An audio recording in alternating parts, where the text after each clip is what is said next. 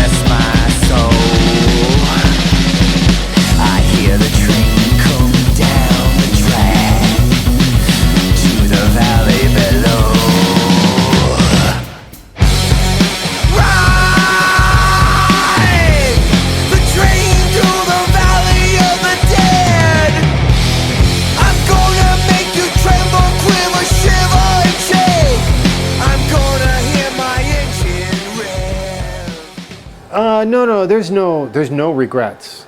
I live, with no regrets, and it's just sad, that Gus, passed away. So it's unfortunate that, that the band can't get back together because, Gus not being around.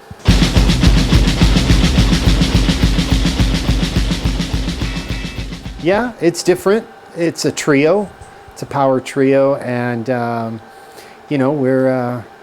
we have many different styles of influences, and genres, and we tend to express that in our music, and it creates a whole new style, I guess. It's a blend of punk, jazz, thrash, funk, ambient, avant-garde. It just goes all over the board.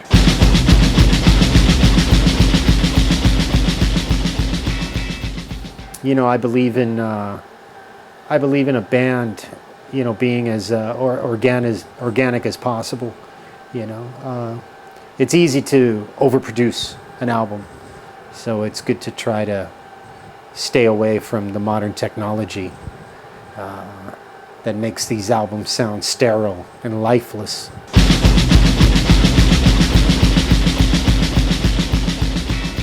We got back together in 2010, but I actually met Jerry in 1995, and we had Philm from 95 till about 2000.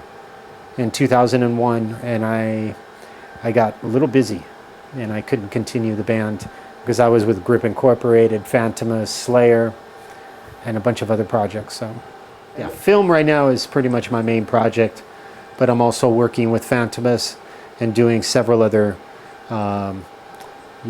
projects with composers, for movie scores and several other things.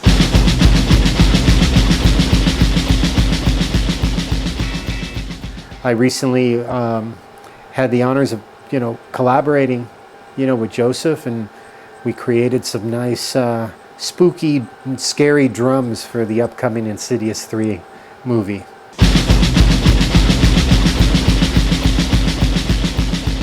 I'm making them think, I'm making journalists, dig a little deeper, in their mind and to try to understand, what film is. And, if you put on an album and immediately know that, oh, this is thrash, or this is, metal, whatever, film at least makes you think.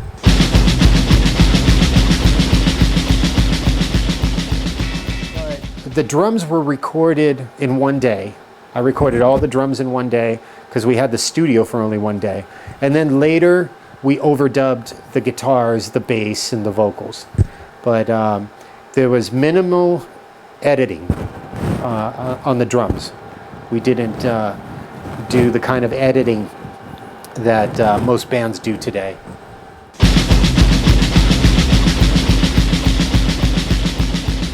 I produced it. produced by myself, and it's mixed by Robert Carranza and mastered by Tyler Bates and Wolfgang Mattis, all great friends of mine, and very nice of them to be a part of this.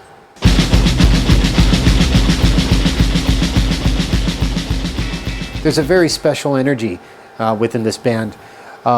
When we write our music, we improvise first. We'll do a series of improvisations, and then we'll pick out the pieces of music that are special, and then we'll elaborate and write around the improvisations and create, solid, structured songs, like what you hear on Fire from the Evening Sun. Whereas on Harmonic, the first album, you were able to hear the actual improvisations as a whole, and so that kind of gives you an idea of how the band works.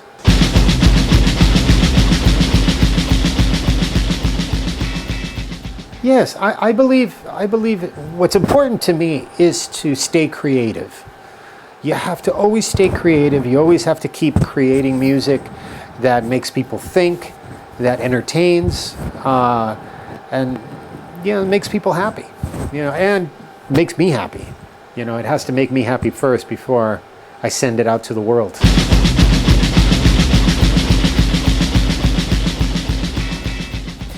The album was initially called Magistrates of the Gala, but because our bass player doesn't speak English too well, he couldn't pronounce it.